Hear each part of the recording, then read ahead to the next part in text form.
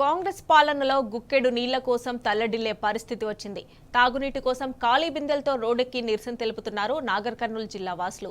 కొల్లాపూర్ మండలం రామాపురం 7వ వార్డులో నెల రోజులుగా నీటి ఎద్దడి ఏర్పడింది. మిషన్ భగీరథ నీళ్లు రాకపోవడంతో చాలా దూరం నుంచి నీళ్లు తెచ్చుకుంటున్నారు కాలనీవాసులు.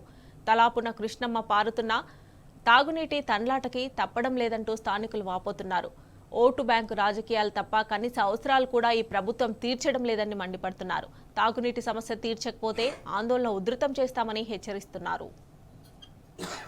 వాస్తవంగా ఇక్కడ నిజంగా ఈ కాలనీ ప్రజలకు దాదాపుగా నెల రోజుల పైన దాదాపు 2-3 రోజులుగా కనీస అవసరాలకు కూడా నీళ్లు రాక ఎన్నో ఇబ్బందులు పడుతున్నారు.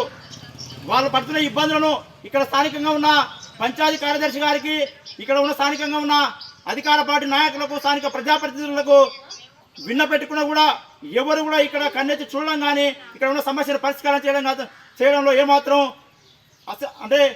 ఇంట్రెస్ట్ పెట్టట్లేదు. కేవలం ఈ కాలనీ ప్రజలను ఒక సవితల్లి పిల్లలను చూసినట్టు చూస్తూ ఈ గ్రామంలో ఉన్నట్టు కాకుండా ఈ కాలనీ ప్రజలు ఎక్కడో వేరే ప్రాంతంలో ఉన్నట్టుగా చూస్తున్నారు. కావున నేను ఇప్పటికైనా ఇక్కడ ఉన్న అధికారికి ప్రత్యేకంగా ఈ సందర్భంగా డిమాండ్ చేస్తున్నా, ఈ ప్రజల పక్షాన నిలబడి ఈ సందర్భంగా ఇక్కడ ఉన్న స్థానిక పంచాయతీ కార్యదర్శి గారికి విజ్ఞప్తి చేస్తున్నా. ఈ కాలనీలో దాదాపు నెల రోజుల పాటు నీళ్లు లేక ఎన్నో అవస్థలు పడుతున్నారు.